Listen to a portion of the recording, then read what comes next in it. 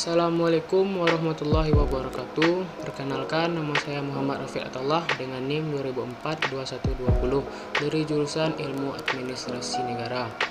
Pada kesempatan kali ini, saya akan mencoba menjelaskan materi tentang mata kuliah Sistem Hukum Indonesia. Langsung saja ke materi. Di sini saya sedikit menjelaskan apa sih tujuan mempelajari tata hukum Indonesia. Jadi, tujuan mempelajari tata hukum Indonesia agar kita mengetahui perbuatan atau tindakan manakah yang menurut hukum dan yang manakah bertentangan dengan hukum, bagaimanakah kedudukan seseorang dalam masyarakat, dan apakah kewajiban-kewajiban dan wewenang-wewenangnya yang kesemuanya itu menurut hukum Indonesia. Selanjutnya, ada tata hukum.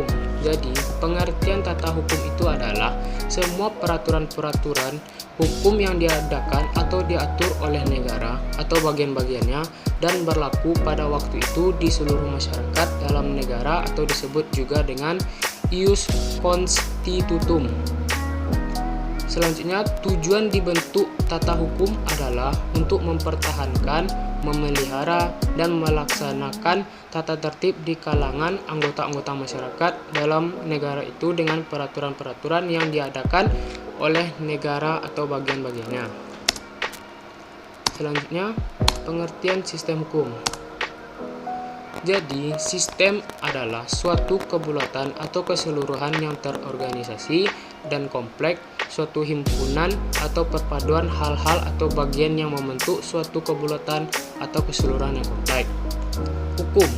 Hukum adalah peraturan berupa norma dan sanksi yang dibuat dengan tujuan mengatur tingkah laku manusia untuk menjaga ketertiban, keadilan, dan menjaga terjadinya kekacauan.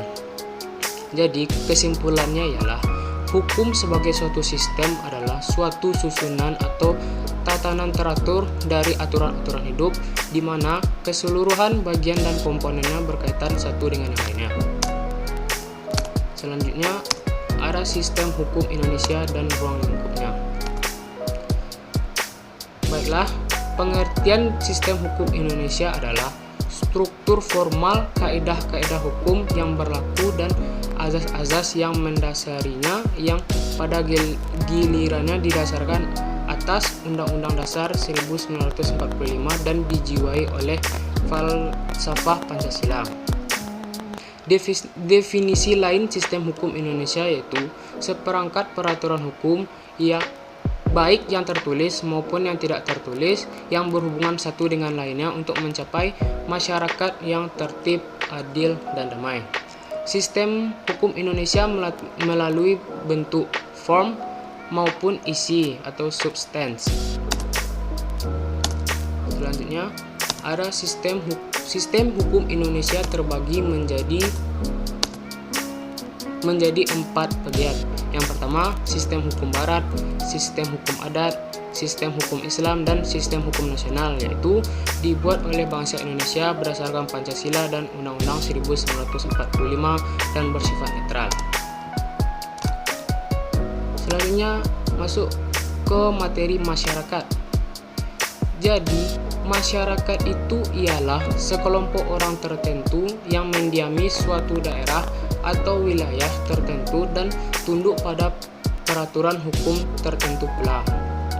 Salah satu faktor yang mengefektifkan suatu peraturan adalah warga masyarakat. Warga masyarakat yang dimaksud ialah kesadaran untuk mematuhi suatu peraturan perundang-undangan derajat kepatuhan. Secara sederhana dapat dikatakan bahwa derajat kepatuhan masyarakat terhadap hukum merupakan salah satu indikator berfungsinya hukum yang bersangkutan. Baiklah, sekian dari saya. Apabila ada kesalahan kata, mohon dimaafkan. Assalamualaikum warahmatullahi wabarakatuh.